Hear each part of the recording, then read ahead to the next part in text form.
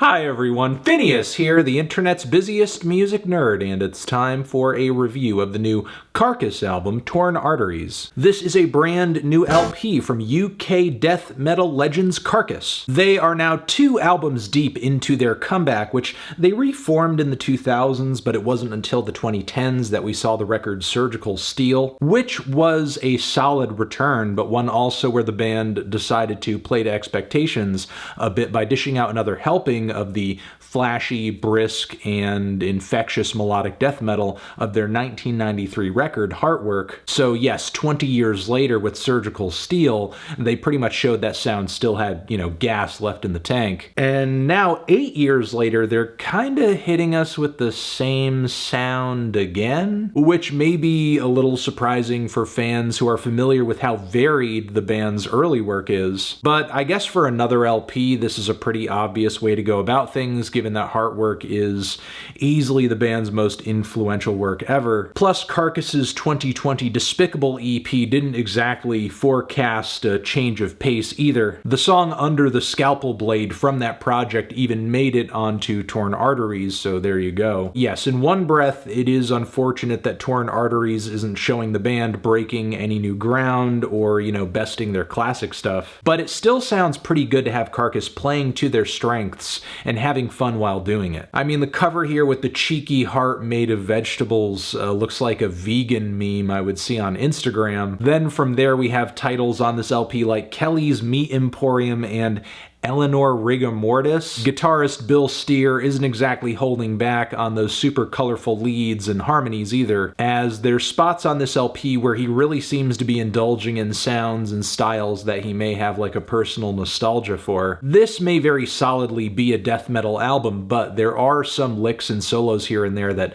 might have some blues undertones or like hard rock undertones. The lengthy solo passage on Flesh Ripping Sonic Torment Limited gives off big David Gilmour vibes, though does fall a little short of having that classic Pink Floyd finesse. Still, the band as a whole, though, is sounding as tight as ever, with pretty much every song hitting a deadly pace with gruesome lead vocals, thrashy riffs, and a heavy metal melodicism. The addition of Dan Wilding on drums is still paying off. His fills are monstrous, and his beats are consistently aggressive, especially on those blasts. I also love the little nuances he throws into his cymbal work on the groovier passages of the record, too. Like, on the whole, there's nothing really off about this LP, no huge glaring flaws. Even the production is super clean and punchy without taking away that feel, that vibe of an organic performance. But with Carcass playing it so safe on this LP, I think they are seeing some diminishing returns, which was already the case for Surgical Steel, but now slightly more so. Like, for example, the title track is pretty blistering and goes off without a hitch,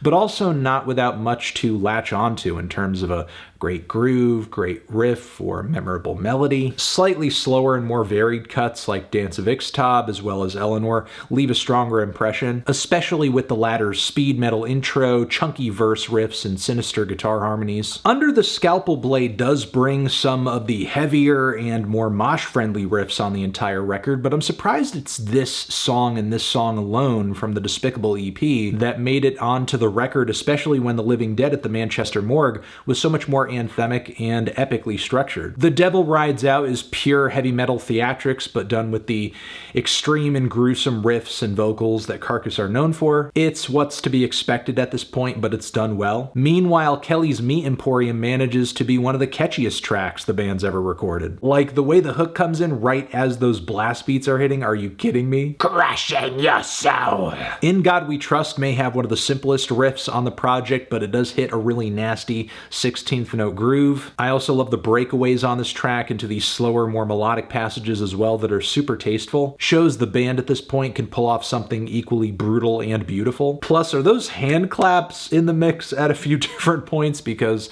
that's kind of cool. Wake Up and Smell the Carcass and Caveat Emptor also find a lot of power and variation, with multiple phases of riffs and solos and mellow breaks all flowing into each other flawlessly. And the closing, the SCYTHE'S Remorseless Swing sees the band bringing more theatrics to the table, especially on the vocal end, where I believe they treat the singing with some effects to make them sound like they're coming through a speaker of some kind. Either way, it draws some very necessary attention to those vocals, which seem a little bit more intelligible here than they are on the rest of the LP, because the band really wants you to focus on this meditation on all of us being on death's time. The shelf life of our mortality, you know, death metal things, with some absolutely righteous riffs and drums to go along with it. It's a pretty kick-ass ending for a record that ends a little stronger than it starts. So yeah, overall this new Carcass, while it's not super ambitious, it is a well-written, performed, hard-hitting, and somewhat catchy melodic death metal record, feeling a light to decent 7 on this one. Transition, have you given this album a listen? Did you love it? Did you hate it? What would you rate it? You're the best, you're the best. What should I review next? Hit the like if you like, please subscribe, and please don't cry. Hit the bell as well. Over here next to my head, it's another video you can check out. Hit that up or the link to subscribe to the channel. Anthony Fantano, Carcass, forever.